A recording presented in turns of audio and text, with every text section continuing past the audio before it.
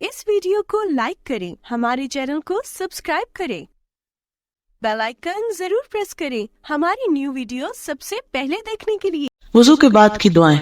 Number 1, अशहदु Allah इलाहा इल्लल्लाह वहदहु ला शरीका लहु व अशहदु अन्ना मुहम्मदन अब्दुहु व रसूलुहु। अब इनकी फजीलत क्या है?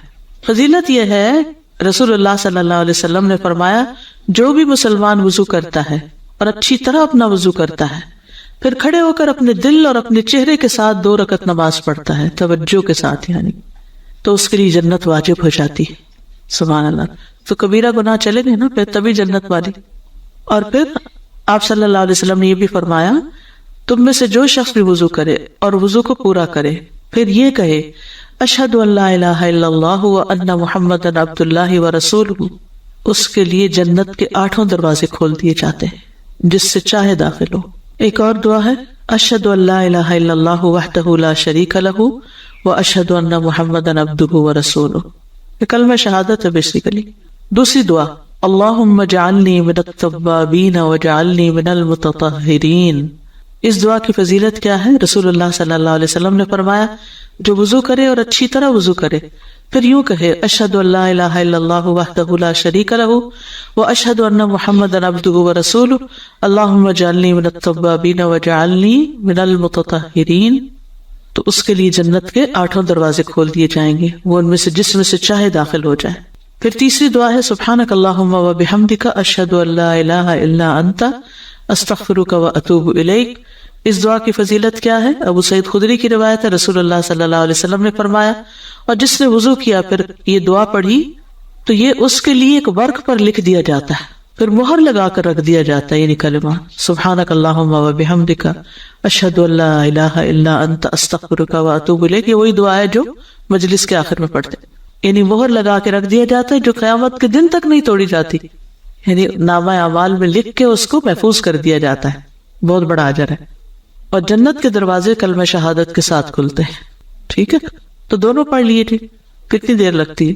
अगर कोई स्टिकर हो इस तरह के तो ठीक, वरना बनवा लिए जाएं इन सब दुआओं को इकट्ठा करके एक ही, तो उससे फायदा होगा इंशाल्लाह। अब वुजू से मुतल्लिक दीगर अहकाम। वुजू के बर्तन। इब्न उमर कहते हैं, मैंने कहा अल्लाह के रसूल, क्या ऐसे नए घड़े जिनमें पानी रखकर ढक्कन से ढांप दिया गया हो, उससे वुजू करना आपको ज्यादा पसंद है या लोटों से? आपने फरमाया, नहीं बल्कि लोटे से। बेशक अल्लाह का दीन आसान है, जो मिल्लत हनीफिया है और आसान है। उस जमाने में टैप का रिवाज नहीं था, लेकिन टैप एक ऑटोमेटिक शक्ल है किसकी? लोटे की। तो दीन में वुसअत है, जरूरी। पहले क्या होता था, जैसे चिलमची पानी की भर के उसमें हाथ डाल के फिर पानी निकाल के, या घड़े में से हाथ डाल के, या घड़े से उंडेल के वुजू किया जाता था। तो आपने प्रेफर किया किसको? लोटे को, क्योंकि उसमें से थोड़ा पानी निकलता है। फिर रात के वक्त वुजू का पानी तैयार करके रखना। हज़रत आयशा कहती है कि हम आप सल्लल्लाहु अलैहि वसल्लम के लिए आपकी मिसवाक और आपके वुजू का पानी तैयार रखते थे। अगर चीजें जगह पर हो ना, तो फिर सुबह उठकर, मसलन मिसवाक अगर सही जगह रखा हुआ हो, तो फिर आंखें बंद भी हो तो इंसान मिसवाक उठा लेता है, फिर मिस नहीं होता। वुजू के बर्तन में हाथ डालने से पहले हाथ धोना। बाजू का ऐसा होता है ना कि लोटा नहीं, टैप नहीं, कुछ नहीं, बस इकट्ठा पानी टब में रखा हुआ है, सबको उसी से वुजू करना है, तो उसके अंदर हाथ डाल के पानी निकालने से पहले, क्योंकि वो सारा तो उंडेला नहीं जा सकता, पहले अपना हाथ अलग से धोए, हाथ साफ करे, फिर उसके अंदर से पानी लेना शुरू करें। आपने फरमाया, जब तुम में से कोई अपनी नींद से उठे तो वुजू के पानी में अपना हाथ डालने से पहले उन्हें धो ले, क्योंकि तुम में से कोई नहीं जानता कि रात को उसका हाथ कहाँ रहा है। हज़रत आयशा से रिवायत है कि रसूलुल्लाह सल्लल्लाहु अलैहि वसल्लम जब गुस्ल जनाबत फरमाते तो इस तरह आगाज करते कि बर्तन में हाथ दाखिल करने से पहले अपने दोनों हाथ धोते, फिर नमाज के लिए अपने वुजू की तरह वुजू फरमाते। वुजू के लिए पानी की मिकदार। हज के मौके पे तो हम सब इस वजह से गुजरते हैं। अब्दुल्लाह बिन अब्बास से रिवायत है कि रसूलुल्लाह सल्लल्लाहु अलैहि वसल्लम ने फरमाया, वुजू में 1 मुद्द पानी और गुस्ल में 1 सा पानी किफायत कर जाता है। 1 मुद्द से मुराद एक औसत दर्जे के आदमी की दोनों हथेलियों को भर कर हाथ फैलाने की मिकदार के बराबर है, यानी इतना पानी। ये मुद्द, अल्लाह हमको माफ कर दे। और ये तकरीबन 650 ग्राम्स और 750 ml। ये बोतल कितनी है? 500, बस इससे थोड़ा सा ज्यादा हो जाएगा इंशाल्लाह। और गुस्ल 3 लीटर्स, 3 बड़ी पेप्सी की बोतल।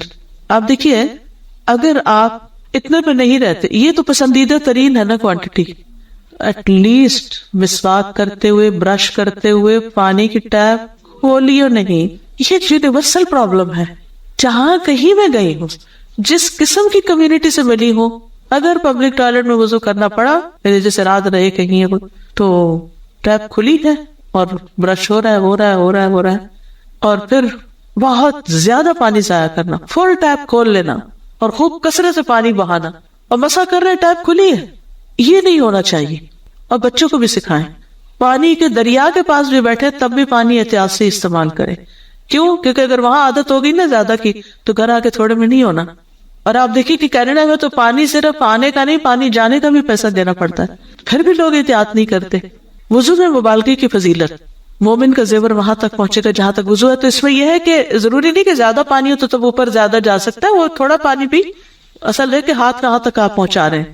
اسراف کی ممانعت، اسراف ہر چیز میں ہے، حتیٰ کہ وضو میں بھی، اگرچہ وہ نہر کے کنارے پر ہی کیوں نہ ہو. آزاد دھونے کی تعداد، آپ صلی اللہ علیہ وسلم کبھی ایک مرتبہ، کبھی دو مرتبہ اور کبھی تین مرتبہ وضو میں اعضاء کو دھویا کرتے تھے. ابن عباس کہتے ہیں انہوں نے وضو کیا اور اپنا منہ دھویا، اس طرح کے پانی کا چلو لے کر اس سے کلی کی اور ناک میں پانی چڑھایا، پھر ایک اور چلو لیا اور دوسرے ہاتھ کے ساتھ ملایا، اس سے اپنا منہ دھویا، پھر ایک چلو سے اپنا دایاں ہاتھ دھویا، پھر ایک چلو سے اپنا بایاں دھویا یعنی بازو، پھر اپنا سر کا مسا کیا، پھر ایک چلو لیا اپنے دائیں پاؤں پہ ڈالا، پھر اسے دھویا، پھر دوسرا چلو لے کر بایاں پاؤں دھویا. اس کے بعد کہنے لگے میں نے رسول اللہ صلی اللہ علیہ وسلم کو اسی طرح وضو کرتے ہوئے دیکھا، یعنی ایک بار دھو کر بھی وضو کرتے ہوئے دیکھا ہے. یہ فرض درجے کا دھونا ہے. 3 جو ہے وہ مسنون ہے، 2 بار سب آزاد ہونا، 3 بار دھونا. ٹھیک ہے، یہ پیچھے بھی حدیث گزری ہے عبد خیر والی. ٹھیک، 3 بار سے زیادہ نہیں دھونا جی، کیونکہ یہ حدیث بڑی سخت ہے. ایک بدو نبی صلی اللہ علیہ وسلم کے پاس آیا اور آپ سے وضو کے بارے میں سوال کیا. آپ نے اسے وضو کر کے دکھایا جس میں 3 دفعہ آزاد ہوئے. پھر فرمایا وضو اس طرح کیا جاتا ہے، جو اس مقدار سے زیادہ دفعہ آزاد ہوتا ہے وہ برا کرتا ہے، زیادتی کرتا ہے اور ظلم کرتا ہے. 3 سے زیادہ دفعہ دھونا ظلم ہے، زیادتی ہے، برا ہے. ہر نماز کے لیے وضو، نبی صلی اللہ علیہ وسلم ہر نماز کے لیے وضو کیا کرتے تھے. ایک وضو سے 5 نمازیں آپ نے پڑھی فتح مکہ کے موقع پر. اسی طرح عامر بن عامر بجلی کہتے ہیں میں نے انس بن مالک سے وضو کے بارے میں پوچھا تو انہوں نے کہا کہ نبی صلی اللہ علیہ وسلم ہر نماز کے لیے وضو کیا کرتے تھے، جبکہ ہم ایک ہی وضو سے کئی نمازیں پڑھ لیا کرتے تھے، لیکن فتح مکہ کے موقع پر آپ نے خود بھی ایک وضو سے کئی نمازیں پڑھی. وضو کے اعضاء میں سے اگر کہیں کمی ہو جائے تو دوبارہ وضو کرنا اور نماز لوٹانا. خالد بن معدان نبی صلی اللہ علیہ وسلم کے کسی صحابی سے روایت کرتے ہیں کہ نبی صلی اللہ علیہ وسلم نے ایک شخص کو نماز پڑھتے دیکھا جبکہ اس کے قدم کے اوپر والے حصے میں درہم برابر جگہ خشک رہ گئی تھی، یعنی جو کوائن ہوتا ہے نا، کوائن برابر، اسے پانی نہیں پہنچا تھا. تو نبی صلی اللہ علیہ وسلم نے اسے وضو اور نماز دوبارہ لوٹانے کا حکم دیا. وضو اور نماز دوبارہ لوٹانے، کیونکہ وضو نہیں ہو تو نماز ہی نہیں. استغفر اللہ. فتویٰ کمیٹی کو علماء نے کہا کہ جب انسان وضو کے اعضاء میں سے کوئی عضو یا اس میں سے کوئی چھوٹا حصہ دھونا بھول جائے، ٹھیک ہے، تو وہ وضو کے درمیان میں ہو یا وضو کر کے ابھی فارغ ہی ہوا ہو، یہاں تک کہ پانی کے نشانات ختم نہ ہوئے ہوں اور اعضاء بھی پانی سے خشک نہ ہوئے ہوں، تو وہ اپنے اعضاء میں جو بھولا صرف اسی کو دھو لے. ٹھیک ہے، ابھی وضو کیا تو بس اتنی جگہ دھو لے، پانی خشک نہیں ہو اتنی جگہ دھو لے. لیکن اگر کوئی وضو کے اعضاء میں سے کوئی عضو یا اس کا حصہ دھونا بھول گیا اور اس کے بعد یاد آیا جب پانی اعضاء سے خشک ہو گیا ہے، یا نماز کے دوران یا نماز کی ادائیگی کے بعد، تو نئے سرے سے وضو کرنا ہوگا جیسا کہ اللہ نے مشروع کیا ہے. وہ اپنی نماز کو مکمل دہرائے گا. اللہ ہم سب کی غلطیاں معاف کر دے، کیونکہ لا علمی میں انسان کو نہیں پتہ چلتا ہے. اور وہ بعض اوقات ایسا ہوتا ہے نا، آپ وضو کر رہے تھے آدھا، اتنے میں آ گیا فون، اور فون بھی تھا بڑا ضروری، اور اس نے کہا 1 منٹ دیجیے. ہم نے کہا اچھا ٹھیک ہے، اور بات بڑھ گئی 5 منٹ تک، اور اتنے میں آپ کے سارے بازو تک خشک ہو گئے، اور اب آپ واش روم میں جا کے صرف پاؤں دھو کے واپس آ گئے تو وضو نہیں ہوا. ایسا کبھی ہوتا ہے نا، آدھا وضو کیا تو اتنے میں بچہ آ گیا کہ میرے ہاتھ دھلا دو، آپ اس کا ہاتھ دھو، میں کہتے وہ بھی دھو دیتی ہوں، پھر کہتے بال بھی بنا دیتی ہوں، اور آپ اپنے آپ کو بھول جاتے ہیں اس کو سنوارتے اور پھر پاؤں دھو کے باہر آ جاتے ہیں. نو، پتہ نہیں ایسی لا علمی میں کیسی غلطیاں کی ہوں گی، کیونکہ ہم ایک کام کرنے لگتے ہیں تو خصوصاً جب بچے چھوٹے ہوتے ہیں نا، تو لا علمی میں انسان اور جلدی میں اور ان کے پریشر میں بہت کچھ گڑبڑ کر جاتا ہے. تو چھوٹے ہوتے ہی یہ چیزیں سکھا دینی چاہیے بچوں کو، اور وہ اپنی نماز کو مکمل دہرائے گا، کیونکہ اس حالت میں افعال کو مسلسل کرنا ختم ہو گیا. افعال کو مسلسل کرنا بھی ضروری ہے. ایک اور حدیث میں رسول اللہ صلی اللہ علیہ وسلم نے ایک آدمی کو دیکھا کہ اس نے وضو کیا اور اس نے اپنے پاؤں میں ناخن برابر جگہ چھوڑ دی، تو آپ نے اسے حکم دیا کہ وضو اور نماز دوبارہ لوٹائے۔ وہ کہتے ہیں کہ وہ گیا، راوی کہتے ہیں، اور اس نے دوبارہ نماز پڑھی۔ دودھ پینے کے بعد کلی کر کے نماز پڑھنا، رسول اللہ صلی اللہ علیہ وسلم نے فرمایا جب تم دودھ پیو تو کلی کر لیا کرو، کیونکہ اس میں چکناہٹ ہوتی ہے، لیکن اگر نہیں کی اور نماز شروع کر دی تو نماز ہو جائے گی، لیکن افضل یہی ہے کہ کر لی جائے۔ بس ہم سب کو صابن ایسے رکھنے چاہیے کہ جس میں عام حالات میں بھی بہت زیادہ، اگر وضو میں کم پانی کا کہا گیا تو عام حالات میں بھی کم۔ چلو ٹھیک ہے، اچھی بات ہے، تاکہ احتیاط ہے آپ کی، لیکن ٹوٹلی تو زیادہ ہی ہو جاتا ہے۔ نواقض وضو، وضو کس چیز سے ٹوٹتا ہے؟ سبیلین سے، یعنی پیشاب اور پخانے، ان کو سبیلین، دو راستے کہتے ہیں۔ کوئی چیز خارج ہونا، او جاء احد منکم من الغائط، تم میں سے کوئی قضاء حاجت سے آیا ہو۔ عباد بن تمیم اپنے چچا سے روایت کرتے ہیں، انہوں نے رسول اللہ صلی اللہ علیہ وسلم کے سامنے ایک ایسے شخص کا حال بیان کیا جسے یہ خیال ہو جاتا تھا کہ وہ دوران نماز میں کسی چیز کو محسوس کر رہا ہے، یعنی وہم ہو جاتا تھا کہ اس کے جسم سے کچھ نکل رہا ہے۔ آپ نے فرمایا وہ نماز سے اس وقت تک نہ مڑے یا نہ پھرے جب تک ہوا نکلنے کی آواز یا بو نہ پائے۔ یہ وہمی انسان کے لیے، عام حالات میں انسان کو جب ہوا نکلتی ہے تو پتہ چل ہی جاتا ہے، تو وہ عام اس کو نہ لے۔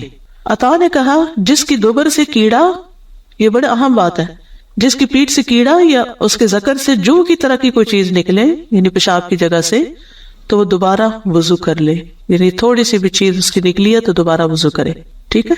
مزی، حضرت علی سے روایت ہے، انہوں نے فرمایا کہ رسول اللہ صلی اللہ علیہ وسلم سے مزی کے متعلق سوال کیا گیا تو آپ نے فرمایا اس سے وضو ہے اور منی سے غسل ہے۔ مزی کیا ہے؟ مثلا آپ کوئی چیز ایسے پڑھ رہے ہیں، یا آپ کوئی چیز ایسا سین دیکھا، یا کوئی بھی چیز، یا ہسبینڈ وائف کا کوئی صرف مباشرت کا تعلق ہوا اور اس میں ایک مزہ سا آیا اور مزے سے کوئی چیز جسم سے نکلتی محسوس ہوئی تو اس میں وضو ہوگا، ٹھیک ہے، غسل نہیں۔ سہل بن حنیف سے روایت ہے، انہوں نے کہا مجھے مزی کی وجہ سے بہت مشقت برداشت کرنی پڑتی تھی، کیونکہ میں اس کی وجہ سے بہت کثرت سے بار بار غسل کرتا تھا۔ ہر دفعہ جب کوئی ایموشنل ایسا فیلنگ آئی اور اس سے جسم سے کچھ پانی نکلا تو میں پھر نہانے لگ جاتا، پھر نہاتا، تو بڑی مشکل میں تھا۔ تو میں نے رسول اللہ صلی اللہ علیہ وسلم سے دریافت کیا تو آپ نے فرمایا تجھے اس سے وضو کافی ہے۔ میں نے کہا اللہ کے رسول جو میرے کپڑے کو لگ جائے میں اس کا کیا کروں؟ فرمایا تجھے پانی کا ایک چلو کافی ہے، جہاں تیرا خیال ہے کہ وہ تیرے کپڑے کو لگ گئی ہے وہاں چلو بھر کے چھڑک دو، بس، ہر وقت استنجے کی بھی ضرورت نہیں، ٹھیک ہے۔ شرمگاہ کو ہاتھ لگانے سے اس سے وضو لازم آتا ہے، اگر بغیر رکاوٹ کے شرمگاہ کو ڈائریکٹ چھوا گیا ہو۔ اگر رکاوٹ کے پیچھے سے جو کپڑے وغیرہ سے کوئی خارش ہوئی، ہاتھ لگ گیا، کوئی حرج نہیں، وضو نہیں ٹوٹے گا۔ بچے کی شرمگاہ کو ہاتھ لگانے کے بارے میں علماء کا اختلاف ہے، بعض کہتے ہیں اس سے بچے کو دھلانے سے وضو چلا جاتا ہے، بعض کہتے ہیں نہیں۔ احتیاط کا تقاضا یہ ہے کہ وضو کر لیا جائے۔ نیند، آنکھیں سرین کا تسمہ ہے، جو سوئے جائے وہ وضو کرے، یعنی چاہے نہ بھی وضو ٹوٹا ہو لیکن جس کو نیند آ گئی، ہاں اونگ آنے سے وضو نہیں ٹوٹتا، بیٹھے بیٹھے اگر اونگ گیا کوئی حرج نہیں۔